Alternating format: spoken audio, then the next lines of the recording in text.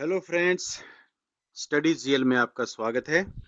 और आज के करंट अफेयर का टॉपिक हमारा है कि China raises retirement age for first time. अपनी हिस्ट्री में पहली बार 1950 के बाद पहली बार, क्योंकि 1950 में चाइना एक तरीके से अपनी सत्ता संभाली थी उन्होंने। उसके बाद से पहली बार इन्होंने अपनी रिटायरमेंट की एज लोगों की रेज की है। उसका कारण क्या है, क्यों रेज की है, उसके क्या चैलेंजेस हैं, क्या उसको सरकार को बेनिफिट होने वाले हैं, इससे कैसे पार पाया जा सकता है, सारी चीजों के बारे में डिस्कस करेंगे। किसी भी तरह के कम्पिटिटिव एग्जाम में अगर आप पार्टिसिपेट कर रहे हैं तो आप सही चैनल पे आए हैं, इसको सब्सक्राइब कर लेना और बेल आइकन दबाना बिल्कुल मत भूलना, ताकि हर वीडियो जो भी हम रिकॉर्ड करें लाइव करें आपके पास उसका नोटिफिकेशन आता रहे। तो दोस्तों, आज का जो current affair hot topic, China ने रिटायरमेंट की एज क्यों रेज की, तो उसके बारे में मैं आपको थोड़ा सा बताता हूँ। दोस्तों, चाइना ने अपनी पूरी जो इसकी हिस्ट्री है 1950 से पहली बार इस रिटायरमेंट एज को रिवाइज किया है, रेज किया है रादर, जिसमें उसने औरतों की एज, जो ब्लू कॉलर जॉब में, ब्लू कॉलर जॉब का मतलब ये होता है कि जो एक तरीके से लेबर क्लास में है या जो मैं हाथों का काम करते हैं, दस्तकारी करते हैं, ऐसे काम, उनकी 50 से 55 कर दी है। और व्हाइट कॉलर वालों की, जैसे कोई आईटी में करती है, ऑफिस में करती है, उनका 55 से 58 कर दिया है। दूसरा, आदमियों का 60 से बढ़ा के 63 कर दिया। दोस्तों, वैसे एक चीज आपको बताऊं कि चाइना में अभी तक वर्ल्ड में सबसे लोवेस्ट रिटायरमेंट एज थी लोगों की। जैसे 50 साल में किसी भी फीमेल को रिटायर कर देते थे, और व्हाइट कॉलर जॉब में 55 में रिटायर कर देते, तो ये मतलब डेफिनेटली बहुत कम एज थी, जिसको अभी वहां की सरकार ने रिवाइज किया है। लेकिन ऐसी क्या नौबत आई जो उन्हें रिवाइज करना पड़ा, ये समझने की कोशिश करते हैं हम।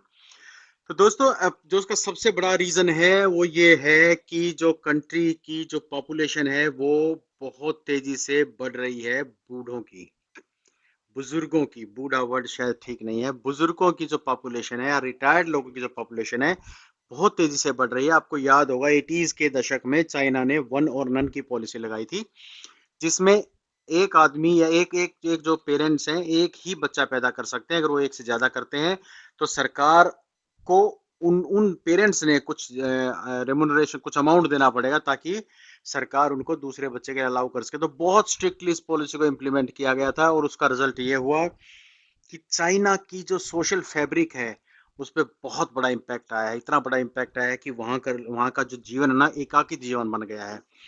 और यंग जनरेशन कम होती चली गई, ओल्ड जनरेशन बढ़ती चली गई, और अभी सरकार को लग रहा है कि हमारे ऊपर जो पेंशन का जो लोड है इतना ज्यादा हो गया है कि हम उसको कंट्रोल नहीं कर पा रहे हैं।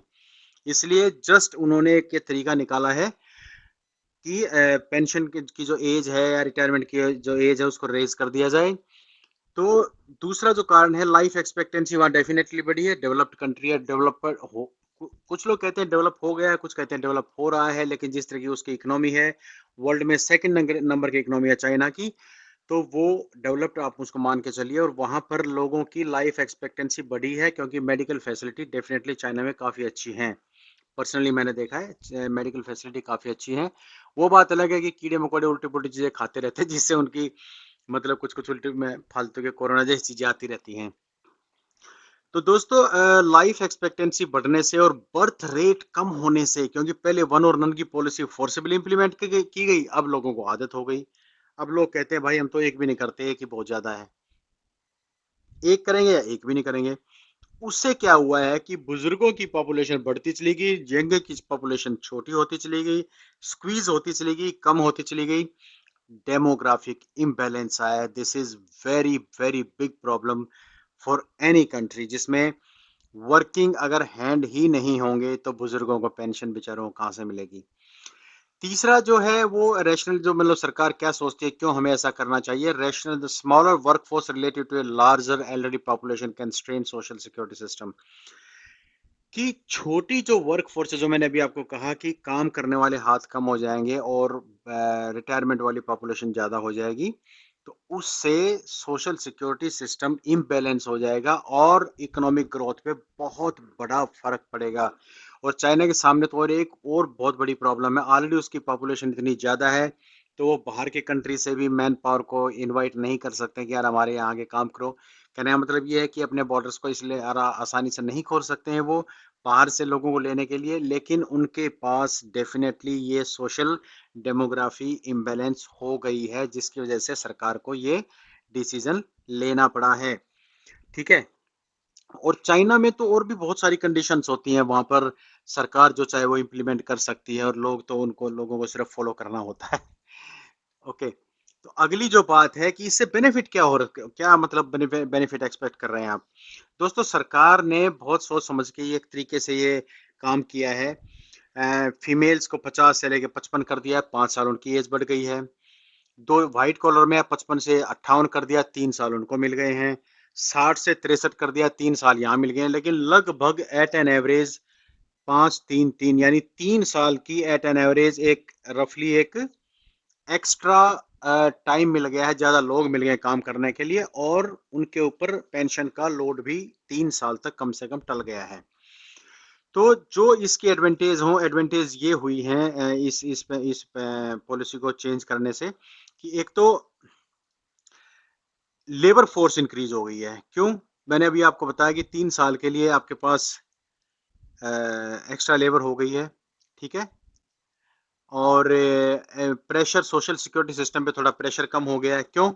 क्योंकि सोशल सिक्योरिटी सिस्टम में जो इम्बैलेंस आया हुआ है, उसकी वजह से पेंशन सिस्टम पे बहुत लोड पड़ रहा है, जल्दी लोग रिटायर हो रहे हैं। उस लोड को कम करने के लिए ये पेंशन सिस्टम को थोड़ा सा लोड कम मिलेगा, ताकि लोग 3 साल के बाद रिटायर होंगे तो वो जो काम करेंगे उसके पैसे मिलेंगे, पेंशन तो नहीं देनी पड़ेगी ना फ्री में। और अगला है प्रमोट इंटीग्रेशन। इससे क्या होगा कि जो 3-3 साल के जो, हालांकि ये मैं इससे बहुत ज्यादा इत्तेफाक नहीं रखता हूँ, 3 साल का आपने दिया है, डेफिनेटली एक्सटेंशन दिया है कि वो यंगर फोर्स को अपना एक्सपीरियंस शेयर करेंगे। यार, यंगर फोर्स अगर इतनी होती तो अभी कर देते यार। वो अभी भी तो 60 साल का बंदा जो अपना एक्सपीरियंस शेयर कर सकता है 63 साल में, ऐसा तो है नहीं कि कोई बहुत बड़ा तीर मार लेगा। जो 60 साल का कर सकता है 63 का भी कर सकता है। ये सब फालतू बातें हैं। लेकिन हाँ, सरकार ने सिर्फ दो चीजों को लेके कि भैया हमारे पास पेंशन का बहुत बड़ा लोड हो गया है, और पेंशन से बड़ी प्रॉब्लम है सोशल डेमोग्राफी का चेंज होना। ठीक है। ये जो इसके बेनिफिट हैं वो लग रहे हैं कि लेबर फोर्स इंक्रीज होगी और सोशल सिक्योरिटी जो सिस्टम है उसमें थोड़ा सा सुधार होगा। अब इनके पास कुछ चैलेंज हैं। ये तो इन्होंने देख लिया कि हाँ यार ठीक है, हम इसको एक तरीके से इम्प्लीमेंट कर देंगे। चाइना में तो वैसे ही इम्प्लीमेंट हो जाता है, वो कुछ करने की जरूरत नहीं होती है। लेकिन चैलेंज फिर भी हैं। पहला चैलेंज है फिजिकल एंड मेंटल हेल्थ। दोस्तों, फिजिकल एंड मेंटल, देखिए 60-63 कागजों में करना एक चीज है, फिजिकली उसको इम्प्लीमेंट करना दूसरी चीज है। जब आप उसको फिजिकली किसी को कहेंगे कि यार जो बिल्कुल एक रेडी हो रखा है कि हाँ यार मैं अगले महीने रिटायर हो जाऊंगा, अब आप उसको कहोगे नहीं नहीं 3 साल और करनी है, हालांकि एक तरीके से खुश भी हो सकता है मुझे 3 साल और सैलरी मिलेगी। लेकिन दूसरे कुछ लोग ये भी सोचेंगे यार मेरे ऊपर तो बहुत स्ट्रेस आ गया, मैं तो यहाँ तक बड़ी मुश्किल से पहुंचा था। और दूसरी बात यह है कि जो ओल्डर वर्क फोर्स है, स्पेशली ब्लू कॉलर जॉब में, उनकी परफॉर्मेंस डेफिनेटली गिर जाती है। उनके जो काम करने की क्षमता है वो बहुत इफेक्टिवली नहीं होती है, जिससे ओवरऑल सिस्टम पे असर पड़ता है। एज डिस्क्रिमिनेशन का दूसरा एक कारण आएगा। Age based discrimination workplace पे होगा, डेफिनेटली होगा। यंग वर्कर हैं वो अपना अलग ग्रुप बना के रखेंगे, ओल्ड वर्कर हैं वो अपना अलग ग्रुप बना के रखेंगे, और दोनों में एक एक सामंजस्य बिठाना बड़ा मुश्किल काम होगा। ये बहुत बड़ी चैलेंज आने वाली है।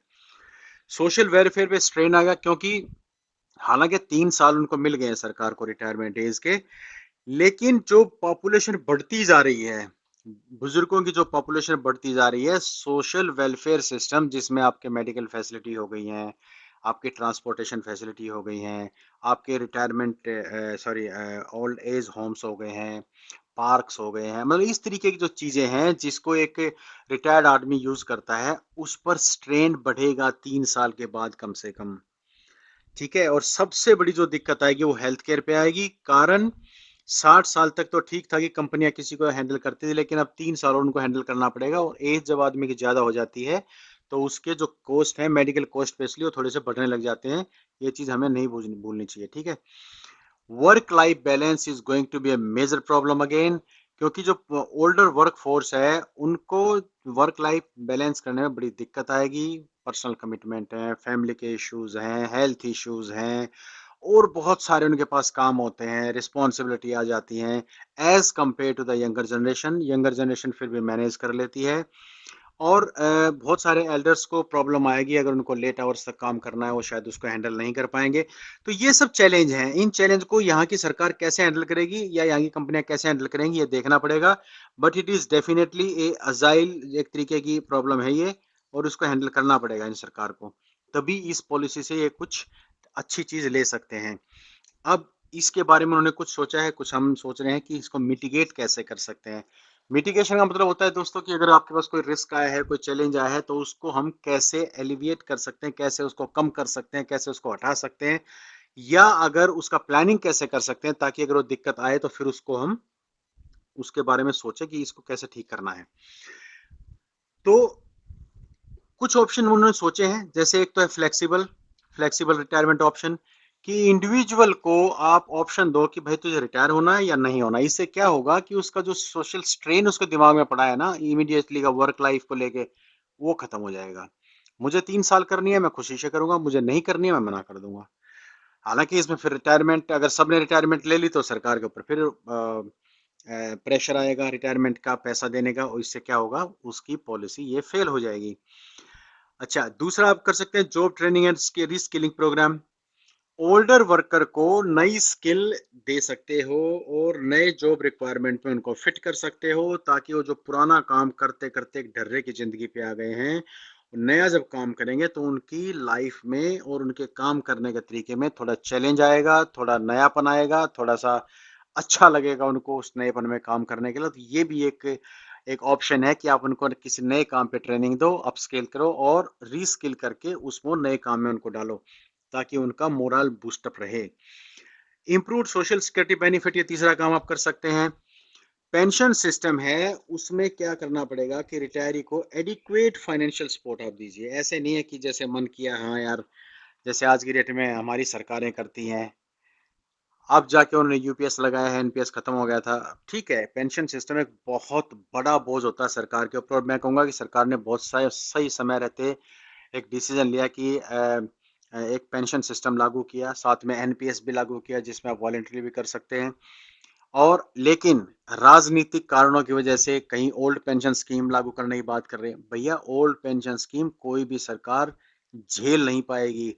जैसे चाइना जैसा कंट्री उसको हैंडल नहीं कर पा रहा, हम तो उस स्टेज में अभी तक पहुंचे नहीं। चाइना हमसे बहुत आगे है इन चीज़ों में। तो ये बिल्कुल बेकार की बातें हैं कि हमें ओल्ड पेंशन स्कीम लागू करनी है, ये करना है, वो करना है। सॉरी, मैं उसके बिल्कुल फेवर में नहीं हूँ। हालांकि आप अपने कमेंट बिल्कुल डाल सकते हैं। हाँ, जो एक यूनिफाइड पेंशन स्कीम आई है वो डेफिनेटली में कुछ राहत देगी, ये बात सही है। और पेंशन जरूर चाहिए आदमी को। भैया, रिटायर होने के बाद अपनी जवानी तो उसने काम करने में दे दी, कंपनी के लिए, ऑर्गेनाइजेशन के लिए, सरकार के लिए, लेकिन जब उसको एक्चुअल जरूरत है अपने आप को देखभाल करने की, उस टाइम अगर उसके पास कुछ नहीं है तो इट्स ए बिगर प्रॉब्लम। और हमारे देश में इतनी अच्छी मेडिकल फैसिलिटी नहीं है कि कोई बुजुर्ग का वहाँ अपना इलाज ढंग से करा सके। ये तो सब जानते हैं। अब सरकार ने आयुष्मान कार्ड के रूप में जो बुजुर्गों के लिए एक राहत दी है, ये भी बहुत सराहनीय कदम है। हालांकि इसके बहुत सारे प्रोस एंड कॉन्स हैं कि बहुत सारे हॉस्पिटल्स में अब भी ठीक से ट्रीटमेंट नहीं मिलता है, लेकिन फिर भी something is better than nothing.